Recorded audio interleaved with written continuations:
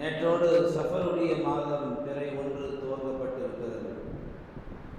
சஃபருடைய மாதம் வந்துவிட்டாலே இஸ்லாமிய உம்மத்திற்கு ஒரு பெரிய வியாதி ஒன்று இருக்கிறது. காலமெல்லாம் நன்றாக இருப்பார்கள், சஃபர் வந்துவிட்டால் ஏதோ தனக்கு கேடு வந்ததை போன்று எண்ணிக்கொண்டு அந்த மாதம் முழுக்க ஒரு முசீபத்தாகவே முகத்தை வைத்துக்கொண்டு அந்த மாதத்தை கடத்த முடியாமல் கடந்து செல்வார்கள். இது காலங்காலமாக இந்த உம்மத்திலே நடந்து கொண்டிருக்கிறது.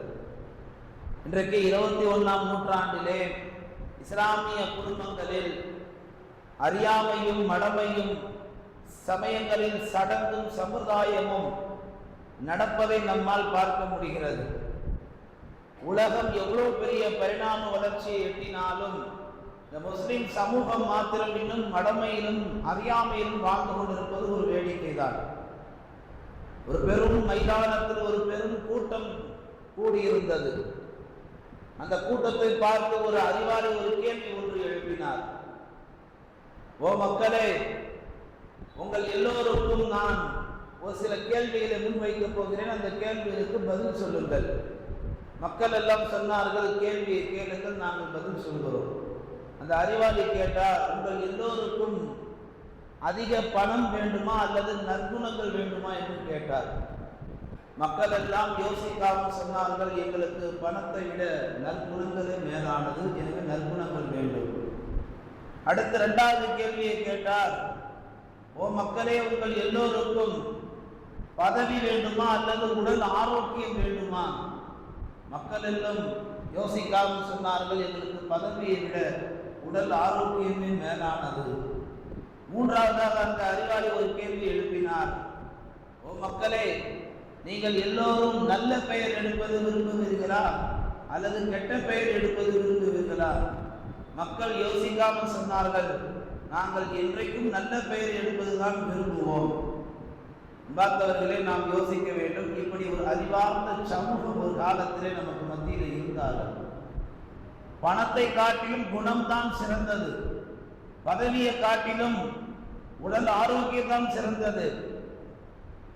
நல்ல பெயரை எடுப்பதா கெட்ட பெயர் எடுப்பதா என்று காட்டிலும் நல்ல பெயரை என்றைக்கும் சிறந்தது என்ற ஒரு கணம் யோசிக்காமல் அறிவு சார்ந்த பதில் சொன்ன ஒரு சமூகம் நாம் வாழ்ந்த காலத்தில் நமக்கு முன்னால் இப்படியெல்லாம் வாழ்ந்திருக்கிறார்கள் என்பதை நம்மால் பார்க்க முடிகிறது. ஆனால் இன்றைக்கு நாம் பார்க்கிறோம், அப்படிப்பட்ட சமூகம் இன்றைக்கு நாம் வாழும் இந்த நிகழ்காலத்திலே இல்லை. இன்றைக்கு அதே 3 கேள்விதான். பணம் வேண்டுமா குணம் வேண்டுமா என்று கேட்டால், எங்களுக்கு குணம் தான் வேணாம், நிறைய டப்பு இருந்தால் போதும் அப்படின்னு சொல்ற மக்கள் தான் இருக்கிறாங்க.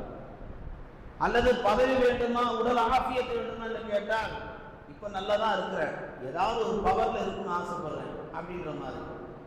நல்ல பேர் எடுப்பதா கெட்ட பேர் எடுப்பதா என்று கேட்டால், நான் எப்பவுமே நல்லவன் தான், நான் எந்த தப்பும் பண்ண மாட்டேன், இருந்தாலும் எனக்கு நல்ல பேர் எடுப்பதை விட கெட்டவனாக வாழ்வது, அதுலேயும் ஒரு தத்துவம்.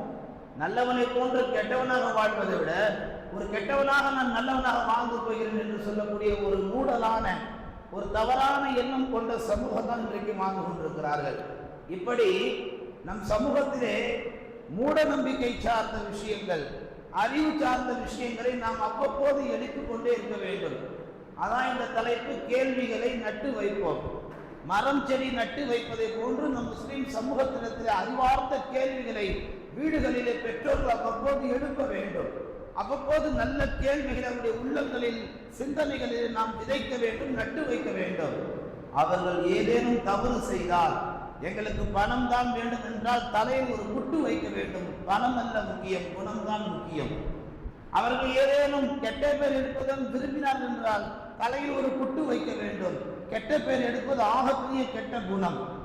இப்படி பெரியோர்கள் முன்னோர்கள் ஒரு காலத்தில் முஸ்லிம் சமூகத்தை கேள்விகளால் நல்ல அறிவார்ந்த சமூகமாக உருவாக்கினார்கள்.